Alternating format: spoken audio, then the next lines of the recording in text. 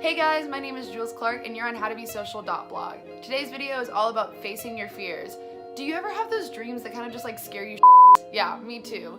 Well, I'm going to share with you how to defeat those fears and move towards your ultimate goal.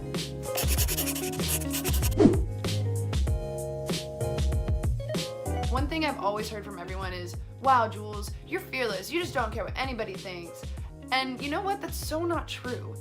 Loud people, bold people, everyone has a fear. Everyone's scared of something. I am not fearless. Every single day, I feel like I am being judged by my peers. And you know what?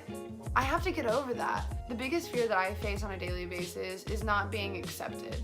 And that's a big deal for me. I was bullied when I was younger. When I was growing up, I never really had any friends. And until I got into college, I really never had any friends. So for me, being able to feel comfortable in my own skin and feel accepted by my own standards is a big deal. It's facing a lot of fears. And you know what? 6 months ago, if someone would have told me that I would have started How to Be Social and that by now I would already have a written blog post every Monday, a podcast every Wednesday, and a video blog every Friday, I would have laughed in their face. Because you know what? I was scared to admit that this is something I wanted for myself.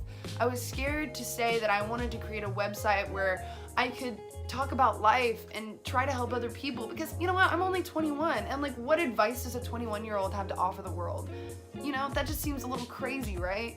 But then I realized, you know what, I do have good advice and I do know how to talk to people and say things and inspire people, and you know what, it's wrong of me to be selfish and to keep that gift for myself.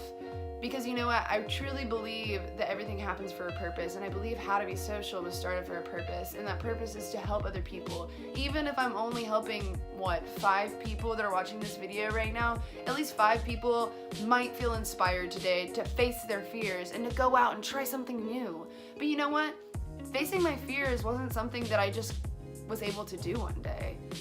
I was so scared to start How to Be Social because you know what? I was scared that I wasn't going to be able to keep up with it. That was my biggest fear, and that people would judge me and be like, oh, How to Be Social is like not even a big deal, like whatever, it's just something that she posts on, like it's just like little blog posts. I wanted people to take me seriously.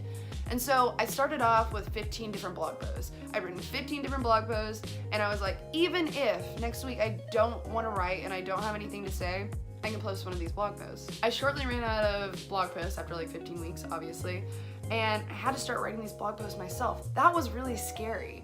That was really hard too, because I had to be inspired by the world around me. And so I was constantly looking for inspiration, and I started to realize that my inspiration came from the daily lessons that I was learning in life. And so I had to start putting out my own life on a pedestal for other people to read about and to see. And that's scary. I mean, I started a blog, already scary. Being consistent with the blog, even scarier. And now I'm putting out my life for other people to read about. That's terrifying, like literally terrifying. But you know what? I took all these small steps. I started off being uncomfortable with even starting a blog. And then I started writing. I was not a very good writer. Now I'm decent, but like then I wasn't a very good writer. And then I had to start writing about my own life. Like, how uncomfortable can you get? But you know what? Because I had taken these small little steps all the way up to writing about my own life, it felt natural. It didn't feel like I was facing a fear anymore. It felt like the next step.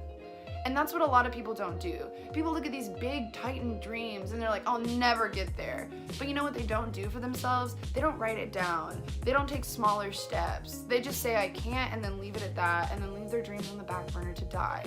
And that's what's so sad, because all of my friends have such amazing dreams and such amazing things that they could do if they would just write it down, or take that first small step, or even include someone in your plan.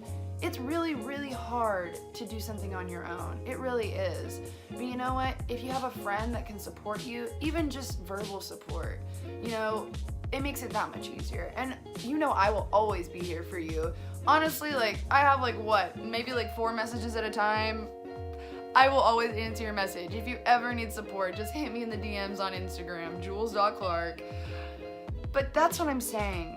Take the smaller steps in order to accomplish your dreams, but make sure that you're doing them right and you're doing them ethically and morally sound. Because you know what?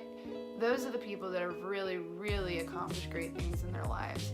And I'm telling you right now that you can do it. you can face your fears and you can accomplish those huge dreams that you have. But you have to be practical, and you have to be willing to take the first small step that leads to the next step, that leads to the next step, and eventually your dreams. So that's how you face your fears. And I hope you really enjoyed this video.